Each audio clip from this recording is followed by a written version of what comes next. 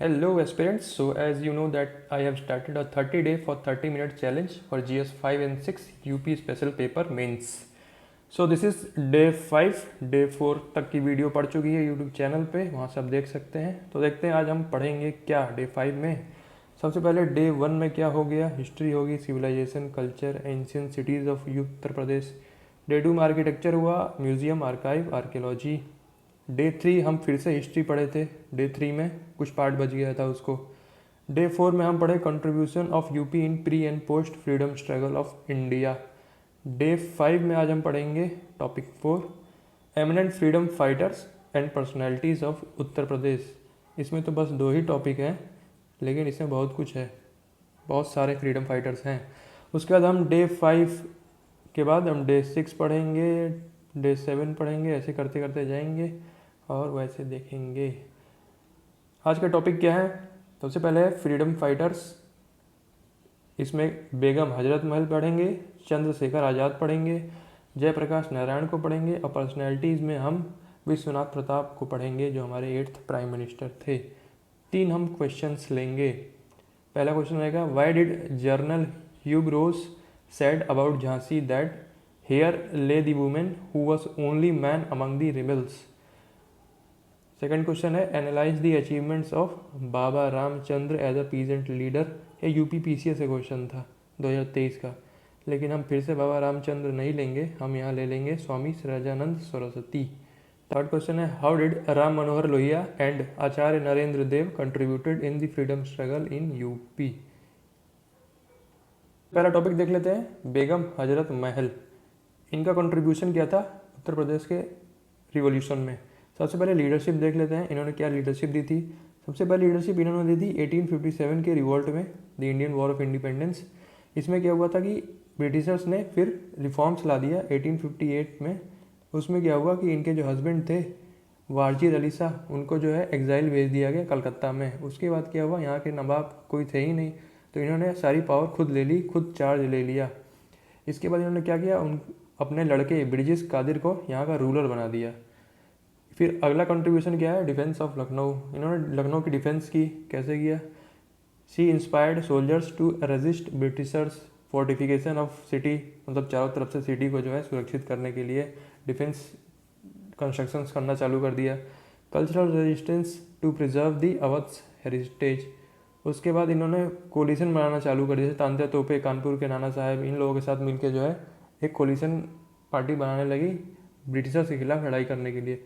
फिर symbol of resistance इनको देखा जाने लगा, जैसे अब इनके हस्बैंड जो मुगल रहे नहीं इंडिया में, तो इन्होंने लीडरशिप ले ली, तो इन्हीं को अब जो है as a symbol of resistance माने जाने लगा।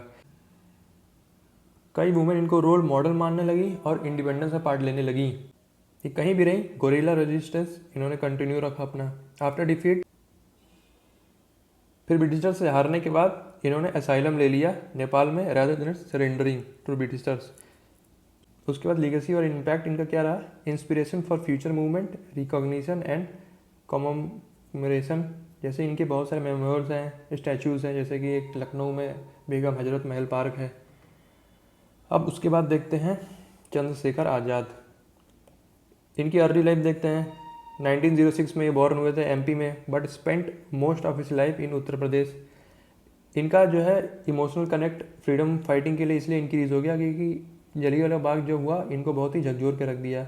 उसके बाद ये मेंबर थे हिंदुस्तान सोशलिस्ट रिपब्लिक ऑर्गेनाइजेशन के। 1928 में जो है भगत सिंह और चंद्रशेखर आज़ाद दोनों ने मिल के फिरोज शाह कोटला दिल्ली में इसकी जो है रिफॉर्मेशन की थी। पहले इसको HRA बोलते थे। अब की कंट्रीब्यूशन देख लें इनके क्या क्या थे, जैसे काकोरी ट्रेन रॉबरी। ये लखनऊ में एक जगह है, वहाँ पे इन्होंने ट्रेन को लूटा था to get the money from Britishers treasury. फिर इन्होंने जो है HSRA फॉर्म किया। उसके बाद जॉन सॉन्डर्स, ये पुलिस ऑफिसर इन लाहौर में थे, इनको जो है इन लोगों ने मार दिया। इनको मारा इसलिए गया क्योंकि ये लोग बदला लेना चाहते थे लाला लाजपत राय की डेथ के लिए। लाला लाजपत राय 1928 में ये डेथ कर गए थे क्योंकि ये साइमन कमीशन के खिलाफ जो है ये आंदोलन में बैठे थे, तो वहाँ इनको लाठी लग गई थी, इस वजह से इनकी डेथ हो गई थी। एक्टिविटीज़ इन यूपी, यहाँ इन्होंने जो है सेंटर बनाया इलाहाबाद, कानपुर और बनारस को। आइडियोलॉजिकल कंट्रीब्यूशंस क्या थे आज़ाद के, ये इन्होंने इंस्पायर किया यूथ्स को, सिंबल ऑफ डिफेंस बने ये, never got captured alive, final stand and legacy. आखिर में इन्होंने क्या किया, इनका एनकाउंटर हो गया अल्फ्रेड पार्क जो प्रयागराज में है 1931 में। ये पुलिस द्वारा सराउंडेड हो गए थे, फिर इन्होंने जो है इनके पास आखिरी जो बंदूक में गोली बची थी तो खुद जो है अपने आप को मार लिया इन्होंने। He became icon of bravery, Bhagat Singh इनको अपना आइडियल मानते थे। कॉमेमोरेशन जैसे इनके मेमोरियल हैं जैसे चंद्रशेखर आज़ाद पार्क प्रयागराज में। उसके बाद हम आते हैं जयप्रकाश नारायण। ये बॉर्न हुए थे 1902 बिहार सारण में। अब इनके कॉन्ट्रीब्यूशंस क्या देख लेते हैं फ्रीडम स्ट्रगल में। Early involvement in freedom movement, क्या थे इन्होंने आईएनसी ज्वाइन किया 1920 में, inspired by Mahatma Gandhi call for non cooperation. ये यूएस में पढ़े थे जहां इन्होंने मार्क्सिस्ट सोशलिज्म को अपनाया। मार्क्सिस्ट सोशलिज्म क्या कहता है कि जो हैव्स हैं, जो अपर कैपिटलिस्ट लोग हैं, ये लोग हैव नॉट्स को, जिनके पास कुछ भी नहीं है, जो नीचे तबके के लोग हैं, इनको जो है सताते हैं, इनसे सरप्लस कमाते हैं और इनको कुछ मिनिमम अमाउंट ऑफ सर्वाइवल के लिए भी कुछ नहीं देते हैं। तो मार्क्सिस्ट सोशलिज्म ये कहता है कि सोसाइटी में सबको बराबर का हिस्सेदारी होना चाहिए, सबको बराबर जस्टिस मिलना चाहिए, distribution of goods and services होनी चाहिए। तो ये जयप्रकाश नारायण इनसे इंस्पायर हो गए, मार्क्सिस्ट है, और ये जब वापस इंडिया आए तो he got involve in Congress socialist party. अब रोल इन फ्रीडम स्ट्रगल इनका क्या था, जैसे क्विट इंडिया मूवमेंट में इन्होंने पार्ट लिया था 1942 में। अंडरग्राउंड एक्टिविटीज़ स्टार्ट कर दी इन्होंने। अंडरग्राउंड एक्टिविटीज़ में जो है पैम्पलेट्स बनाना, पत्रिका छापना, लोगों को इंस्पायर करना, मैसेज इधर से उधर ट्रांसफ़र करना। ये इनको जेल में बंद कर दिया, लेकिन फिर भी ये मूवमेंट जो है जेल से चालू रखे। फिर क्या हुआ कि ये हजारीबाग जेल में एक बार बंद थे, वहाँ से धीरे से भाग गए। तो इससे क्या हुआ कि बूस्टेड मोरल्स ऑफ फाइटर्स। अब फाइटर्स को लगा कि भाई साहब जो है इतनी कड़ी सुरक्षा से जो है ये भाग निकले, तो उनको मोटिवेशन आ गया। फिर इन्होंने क्या किया, फिर leadership in socialist movements, emphasized on social justice and equality. उसके बाद पोस्ट इंडिपेंडेंस इनके क्या कॉन्ट्रीब्यूशंस थे, जैसे इन्होंने सर्वोदय मूवमेंट में पार्ट लिया। वेलफेयर ऑफ ऑल, सर्वोदय मतलब होता है वेलफेयर ऑफ ऑल। इन्होंने विनोबा भावे के साथ काम किया, जैसे भूदान मूवमेंट में गरीबों को, जिनके पास ज़मीन नहीं है, उनको अमीर लोगों से रिक्वेस्ट करके ज़मीन दान में दी जाती थी, तो उन्होंने इसमें पार्ट लिया। और टोटल रिवॉल्यूशन मूवमेंट इन्होंने स्टार्ट किया 1974 से 77 में। इसमें क्या था कि टोटल रिवॉल्यूशन में ये कहते थे कि to bring social, economic and political reform. अब और इन्होंने क्या किया, opposition to Congress Indira Gandhi government. इसमें इन्होंने क्या किया कि 1975 में इमरजेंसी लगी थी, उसको अपोज किया। मोबिलाइजेशन इन उत्तर प्रदेश, यहाँ पे यूपी में लोगों को मोबिलाइज किया, जैसे स्टूडेंट्स थे, फार्मर्स थे, लेबरर्स थे, ये जयप्रकाश नारायण को फॉलो करते थे। And he was against corruption and authoritarianism. उसके बाद क्या हुआ कि सिविल डिसोबीडियंस मूवमेंट में मास प्रोटेस्ट इन यूपी इन्होंने ऑर्गेनाइज की, जैसे आजमगढ़ बलिया में। फॉर्मेशन ऑफ जनता पार्टी, इन्होंने जनता पार्टी का फॉर्मेशन किया अपोजिट कोलिशन पार्टीज़ के साथ मिलके, और इसका नतीजा ये हुआ कि 1977 जनरल इलेक्शन में पहली बार कोई नॉन कांग्रेस गवर्नमेंट सेंटर में आई। लीगेसी इनकी क्या थी, इन्होंने क्या अपने पीछे छोड़ा, promoted social justice, grass root democracy, anti corruption. ये रोल मॉडल थे एक्टिविटिस्ट के लिए, जैसे लोहिया, विनोबा भावे, जॉर्ज फर्नांडिस। जॉर्ज फर्नांडिस एक इंडस्ट्रियलिस्ट थे, तो इनसे बहुत इंस्पिरेशन लिए और इन लोगों ने और पार्ट लिया फ्रीडम स्ट्रगल में। तो ये थे जयप्रकाश नारायण, इनका स्क्रीनशॉट आप ले सकते हैं।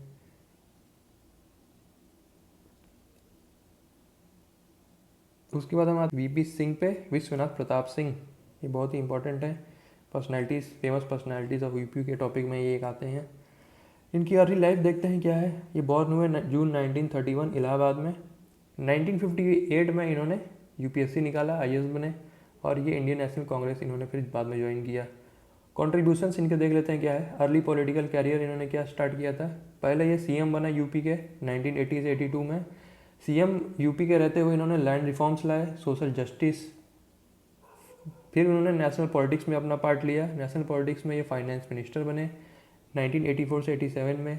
फाइनेंस मिनिस्टर रहते हुए इन्होंने टैक्स रिफॉर्म लाए। टैक्स रिफॉर्म में एक बहुत ही इंपॉर्टेंट इन्होंने बिल पास किया, voluntary disclosure of income scheme. फिर थर्ड इनका था इकोनॉमिक रिफॉर्म, इन्होंने बहुत अच्छे से इकोनॉमिक रिफॉर्म्स लाए। उसके बाद ये डिफेंस मिनिस्टर भी बने 1987 से 1989 के बीच में। इन्होंने डिफेंस मिनिस्टर रहते हुए एंटी करप्शन एफर्ट्स बहुत सारे लाए, जैसे कि बोफोर्स स्कैंडल था उसको इन्होंने एक्सपोज किया। उसके बाद ये प्राइम मिनिस्टर बने 1989 से 1990 में। यहाँ पे सबसे इम्पोर्टेंट इनका रोल ये था कि मंडल कमीशन के जो इन्होंने सजेशंस थे उसको इम्प्लीमेंट करवाया। Mandal commission 27% government jobs and educational institution में मार्जिनलाइज्ड कम्युनिटीज़ को रिजर्वेशन देता था। फिर इन्होंने पीएम रहते हुए करप्शन के खिलाफ मुहिम चलाई, introduced prevention of corruption act 1988। Foreign policy इनकी क्या थी, इन्होंने इंसर्जेंसी जो कश्मीर में थी उसके खिलाफ काम किया, टेररिज्म इन पाकिस्तान में काम किया। इंटरनल सिक्योरिटी में भी इन्होंने बहुत योगदान दिया, जैसे कि ऑपरेशन ब्लैक थंडर 1988 में इन्होंने चलाया, जिसमें कि जो खलिस्तानी लोग थे वो गोल्डन टेम्पल को अपना सेंटर बना लिए थे, वहाँ से वो लोग ऑपरेट करते थे, तो वहाँ से निकालना बहुत ही कठिन काम था क्योंकि वो रिलीजियस प्लेस थी सिख लोगों की। इस वजह से ऑपरेशन ब्लैक थंडर चलाया गया और बहुत हद तक कामयाबी मिली। उसके बाद देख लेते हैं लेटर पॉलिटिकल एक्टिविटीज़ क्या थी इनकी। Formation of Janata Dal late 1980s और 1990s में इन्होंने जन मोर्चा पार्टी या जनता दल फॉर्म किया। ये ऑल्टरनेटिव थी कांग्रेस पार्टी के। Advocacy for social justice. अब लीगेसी क्या थी, इन्होंने पीछे अपने क्या छोड़ा, क्या लोग इनसे सीखे, जैसे इन्होंने मार्जिनलाइज्ड कम्युनिटी को अपलिफ्ट किया। ये क्लीन पॉलिटिशियन थे, इन्होंने प्रायोरिटी दी transparency accountability. Inspired future generations, जैसे कि इन्होंने एक बुक लिखी मेमोयर्स ऑफ वॉन्डरर्स, इन्होंने अपनी आत्मकथा, अपने अचीवमेंट्स, क्या जीवन में करना चाहिए क्या नहीं, गलत सही। फिर इनकी डेथ हो गई नवंबर 2008 में। तो ये थे विश्वनाथ प्रताप सिंह, इंडिया के 7th प्राइम मिनिस्टर। इनका स्क्रीनशॉट ले लीजिए। तो आज की आंसर राइटिंग पे आते हैं। आज की आंसर राइटिंग करने से पहले हम लोग एक क्वेश्चन को देखेंगे और उसको GS 1 के पर्सपेक्टिव से करेंगे और GS 5 के पर्सपेक्टिव से करेंगे। एक ही क्वेश्चन रहेगा, उसको एक GS 1 के पर्सपेक्टिव से देखेंगे और GS 5 के पर्सपेक्टिव से देखेंगे कि यूपी स्पेशल मेंस में ऐसा क्या है कि बावजूद कि वो सिमिलर है GS 1 के, फिर भी वो GS 5 में अलग कैसे बनाए, उसको कैसे अच्छे से करें। तो आइए उसको देखते हैं। तो आंसर राइटिंग पे आने से पहले आज हम लोग डिस्कस करेंगे 2-3 मिनट के लिए कि GS 1 का जो क्वेश्चन रहता है और GS 5 का जो क्वेश्चन रहता है उसमें फ़र्क क्या है। यूपी स्पेशल मेंस का ऐसा पेपर अलग क्या है, उसमें ऐसा अलग क्या लिखें जिससे कि वो GS 1 से हमको अलग लगे। तो आइए क्वेश्चन देखते हैं, उसी को एक GS 1 के पर्सपेक्टिव से लिखेंगे और उसी को GS 5 के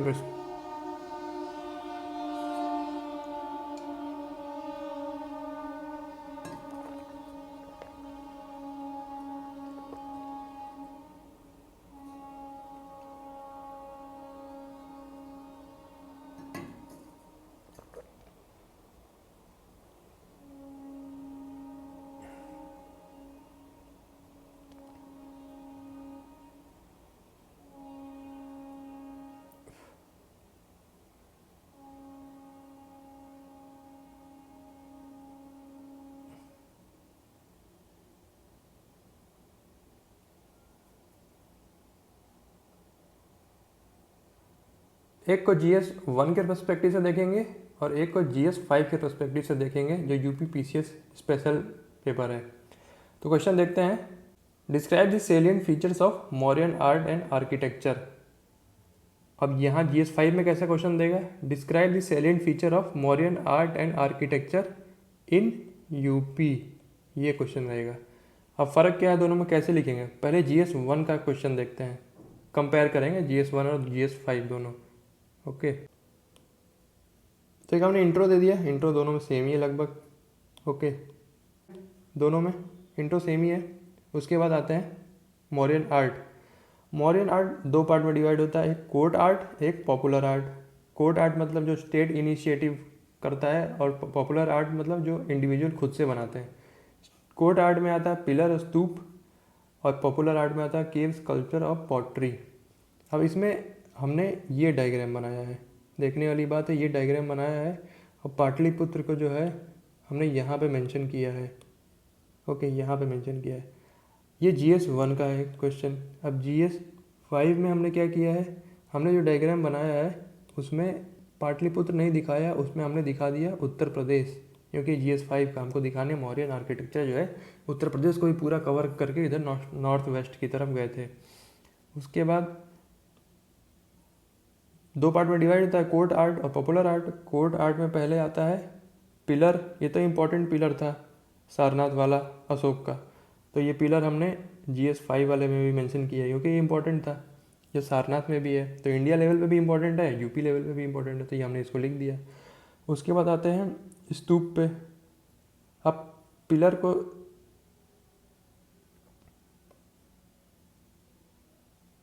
पिलर क्या रिप्रेजेंट करता था, symbol of state, commemorated victory, lotus bull shaped, ये सारनाथ का एग्जाम्पल है। यहाँ पे वही चीज़ें सेम है मॉडर्न आर्किटेक्चर में। स्तूप पे यहाँ पे देखने वाली बात है कि इन्होंने एग्जाम्पल दिया सांची स्तूप इन मध्य प्रदेश, लेकिन स्तूप अगर हम यूपी की बात करेंगे तो हम धामेक स्तूप का एग्जाम्पल देंगे जो सारनाथ में है। यहाँ ये फ़र्क है, यहाँ हम ये नहीं बना देंगे कि हरमिका, छत्रा और ये टोराना, हम खुश हैं एक डायग्राम बना के सुंदर सा, लेकिन ये एमपी में है, ये एमपी में है और ये धामेक स्तूप जो है यूपी में है, तो इसमें हम लोग यूपी वाला बनाएंगे। ओके, उसके बाद चलते हैं पॉपुलर आर्ट पे। अब पॉपुलर आर्ट में उसके बाद चलेंगे हम केव्स पे। अब केव्स जो है वो मौर्यन एम्पायर ने पहली बार स्टार्ट किया था, मौर्यन एम्पायर ने रॉक कट आर्किटेक्चर। इसका एग्जाम्पल है बराबर केव्स जो बिहार में है, लेकिन अगर हम यहाँ लिखेंगे पॉपुलर आर्ट में केव्स में यूपी के प्रोस्पेक्टिव से GS 5 में, तो हम लिखेंगे बुद्धिस्ट केव ऑफ सारनाथ इन उत्तर प्रदेश। उसके बाद स्कल्पचर पे आते हैं, तो स्कल्पचर मतलब क्या है, 3D वर्क, जैसे यक्षा और यक्षिनी का जो है 3D स्कल्पचर फाउंड किया जाता है MP और यूपी में। ये objects of worship in folk region था, लेकिन स्कल्पचर में यहाँ भी वही चीज़ लिखेंगे यक्षा और यक्षिनी, लेकिन हम लिखेंगे मथुरा और यूपी में यहाँ पाया जाता है। यहाँ तो हमने MP यूपी जनरलाइज कर दिया क्योंकि इंडिया लेवल पे है, इंडिया यूपी का ही होगा। उसके बाद चलते हैं पैलेसेस एंड अर्बन प्लानिंग, इनकी बहुत अच्छी थी मौर्यन की। जैसे फाहिन कहते हैं कि रॉयल पैलेस ऑफ चंद्रगुप्त का जो था वहाँ 80 पिलर्ड हॉल थी, तो वो कहते हैं कि these are so beautiful appear to be created by God. और यहाँ पैलेसेस एंड अर्बन प्लानिंग क्या देख लेंगे, यहाँ अलग देखेंगे, यहाँ हम वो नहीं फाहिन कह रहे हैं तो खुश हो रहे हैं हम जो है पाटलिपुत्र वाला रॉयल पैलेस सुन के। बिहार यहाँ हम यूपी का डालेंगे। यूपी में कौन सा, कौशाम्बी पैलेस है उत्तर प्रदेश में। यहाँ पे क्या था, फोर्टिफिकेशन ऑफ सिटी थी, कौशाम्बी की सिटी को जो है चारों तरफ से सिक्योर किया गया था, फोर्टिफाई किया गया था। और पैलेसियल बिल्डिंग्स थी, यहाँ अच्छे सुंदर बिल्डिंगें थी। तो यहाँ पे क्या है, फाहिन की बात डाल दी कि पाटलिपुत्र वाला क्या सुंदर लगता था, यहाँ पे लेकिन कौशाम्बी की बात डालेंगे क्योंकि यूपी की बात हो रही GS 5 की। उसके बाद पॉटरी डाल देंगे, पॉटरी दोनों में नॉर्मल था कि नॉर्दर्न ब्लैक पॉलिश्ड वेयर था, फीचर डाल दिया। उसके बाद कंक्लूड कर दिया, बेसिक कंक्लूड कर दिया। ये कंक्लूजन मत जाना, ये ऐसे जनरल लिखा है, बस कंपैरिजन के लिए दोनों हम क्वेश्चन बता रहे थे। तो शुरू से ये देखो, फिर से ये देखो क्या फ़र्क है।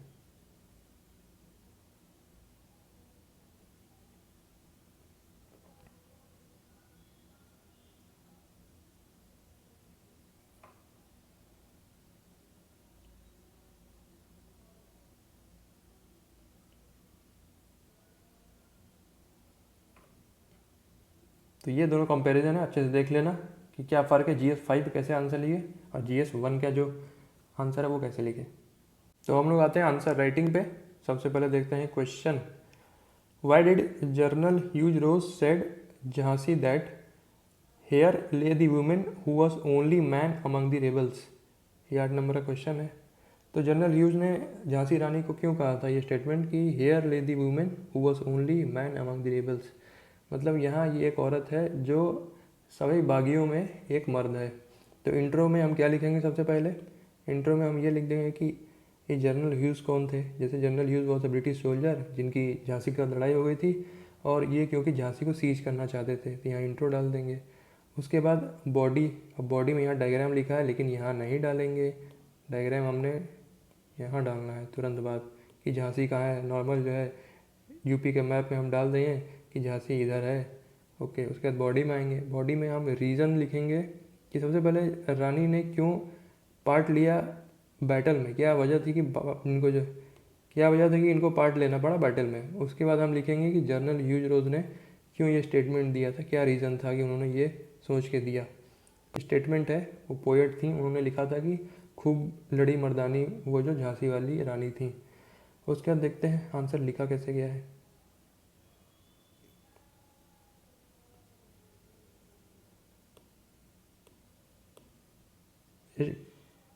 हमने दिया एक इंट्रो कि general Hugh Rose was a British military officer who led British forces to siege the Jhansi. उन्होंने बहुत several week he fought several weeks against Rani Lakshmi, seeing her bravery he says so. यहाँ हमने मैप लगा दिया कि झांसी यहाँ पे है। अब why did Rani Jhansi took over to war, ये लड़ाई की क्यों इन्होंने। सबसे पहले वजह थी एनेक्सेशन ऑफ झांसी 1853 में। डलहौजी ने, इनके जो पति की डेथ हो गई थी, तो इन्होंने एक बच्चा अडॉप्ट किया था जिसका नाम था गंगाधर राव। तो अब ब्रिटिशर्स बोले कि आपका कोई जायज़ वारिस नहीं है, ओरिजिनल नहीं है, ये तो अडॉप्टेड है, इसीलिए हम जो है आपकी झांसी को हम ले लेंगे। उसके बाद क्या था, British operation on people of Jhansi. Heavy taxation होने लगा, डिस्क्रिमिनेशन होने लगा, डिग्रेडेशन ऑफ ट्रेडिशन कल्चर होने लगा, लोग परेशान होने लगे, ये झांसी और रानी से देखा नहीं गया। Inspiration from other leaders, ideals of Tantya तोपे। इन्होंने, तांत्या तोपे ने गुरिल्ला वॉरफेयर, मतलब एकदम भयंकर तरीके से लड़ाई, जंगल अंगल वाला सीन पूरा, आदमी जानवर। उसके बाद रीजंस क्या थे जनरल ह्यूज रोज के स्टेटमेंट के, उन्होंने ऐसा क्यों कहा, क्योंकि वो झांसी रानी को देख के एकदम मोटिवेट हो गए, भाई साहब अकेले औरत माँ लड़ाई दंगे फसाद एकदम उड़ाई दिए जा रही है। तो सबसे पहले क्या था, challenging gender roles, example carried her son on her back while fighting. मतलब औरत में कोई फ़र्क नहीं है, बच्चा है, बच्चे के साथ लेकर लड़ाई करेंगे।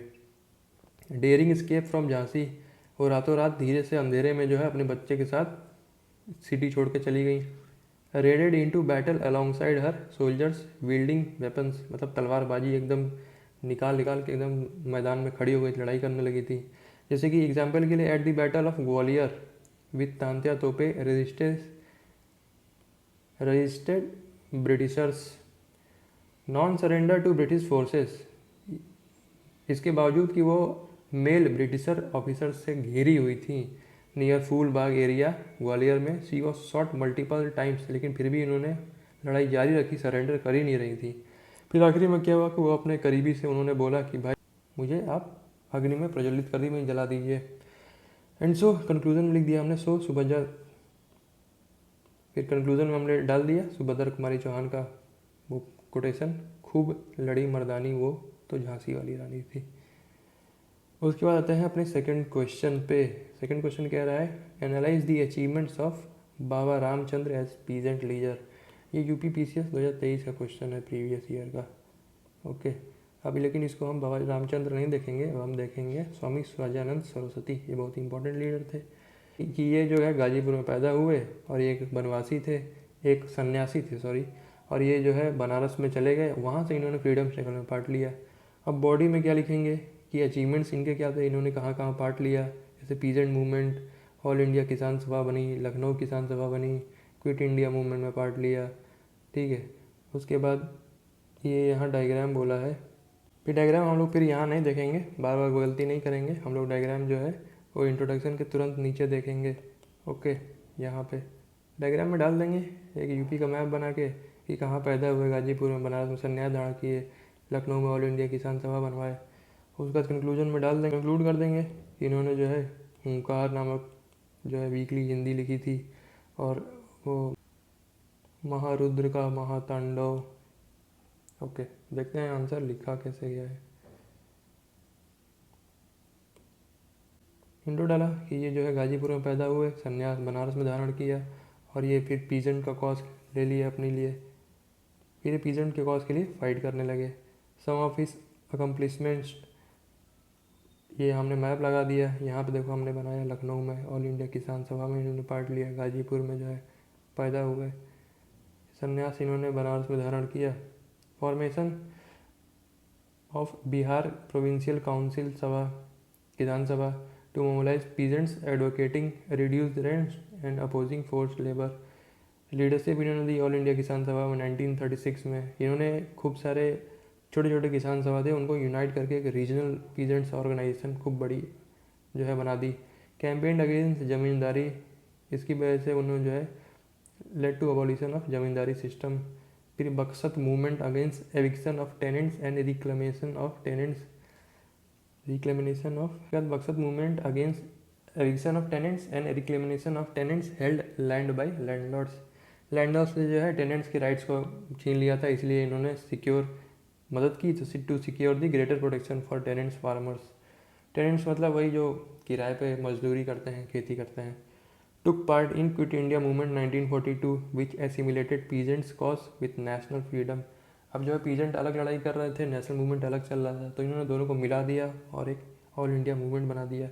Educational and social reforms worked against untouchability in Bihar, western Uttar Pradesh. तो इसमें हमने कंक्लूड कर दिया कि इनका स्ट्रॉन्ग कैरेक्टर देखा जा सकता है इनके कंट्रीब्यूशन से, और इनके हिंदी वीकली हुंकार और रुद्र का महातांडव maintain the zeal which liberated UP peasants from the atrocities of Britishers. How did Ram Manohar Lohia and Acharya Narendra Dev contributed in freedom struggle in Uttar Pradesh. अब इंट्रो में हम लिख देंगे कि they both were socialist leader and they change the socio political dimensions of Uttar Pradesh. Diagram हम लोग यहाँ नहीं लगाएंगे, ओके। उसके बाद हम बॉडी में आ जाएंगे। बॉडी में हम लोग इनको दो पार्ट में डिवाइड करेंगे, राम मनोहर लोहिया और आचार्य नरेंद्र देव। फिर हम कंक्लूड कर देंगे। मैंने कंक्लूड एक यहाँ बार किया, एक बार यहाँ बार किया, देखते हैं कैसे आंसर लगता है। तो हमने लिखा intro, Acharya Narendra Dev and Ram Manohar Lohia were important socialist leaders who change the socio political dimensions of India. अब आचार्य नरेंद्र देव के अर्ली लाइफ देख लेते हैं। प्रैक्टिस लॉ इन फैजाबाद, 1926 में वाइस चांसलर बने काशी के विद्यापीठ के, और इनको टाइटल मिला आचार्य। फ्रीडम स्ट्रगल इन्होंने कैसे कंट्रीब्यूट किया। He was interested in politics since childhood, member of all India Congress committee. उसके बाद इन्होंने पार्ट लिया बहुत सारे मूवमेंट में, सॉल्ट सत्याग्रह, सिविल डिसोबीडियंस, इंडिविजुअल सत्याग्रह, क्विट इंडिया मूवमेंट, यहाँ पे वो अरेस्ट भी हुए। इन्होंने जर्नल्स कुछ एडिट किए, जैसे विद्यापीठ, समाज, संघर्ष। Though an asthma patient still he remained firm for freedom of her motherland. यहाँ हमने कंक्लूड कर दिया, ओके। अब राम मनोहर लोहिया को देखते हैं। इनकी आइडियोलॉजी क्या थी। ये सोशलिज्म और सेल्फ रिलायंस रिपब्लिकनिज्म पे विश्वास करते थे। इनकी डिमांडेड थी equality and justice for marginalised. Freedom struggle में इन्होंने क्या कंट्रीब्यूट किया। Establishment of new socialist party 1955 में। Spread of underground movement when Gandhi and other leaders were arrested, जैसे बलिया साइड में। He fought for the right of poor farmers, gave slogan सप्त क्रांति। Raised voiced against business class and government through students and employees movements. उसके बाद हमने conclude कर दिया। So his efforts are still remembered through teachings, landmarks, जैसे Lohia hospital Lucknow में है, and idealised to stand against wrong. ये हो गया हमारा। अब सेल्फ प्रिपरेशन वाले क्वेश्चन देख लेते हैं जो आपको खुद से प्रिपेयर करने हैं, ओके। पहला है चित्तू पांडे, मंगल पांडे का कंट्रीब्यूशन बताइए फ्रीडम स्ट्रगल में। और दूसरा है कि role of Ballia in freedom movement in Uttar Pradesh. Ballia का बहुत नाम आता है, इसको बागी बलिया भी बोलते हैं। सो आज का डे 5 चैलेंज हुआ कंप्लीट। टेलीग्राम पे PDF मिल जाएगी। लाइक सब्सक्राइब करते रहना मन करे तो। Thanks, see you.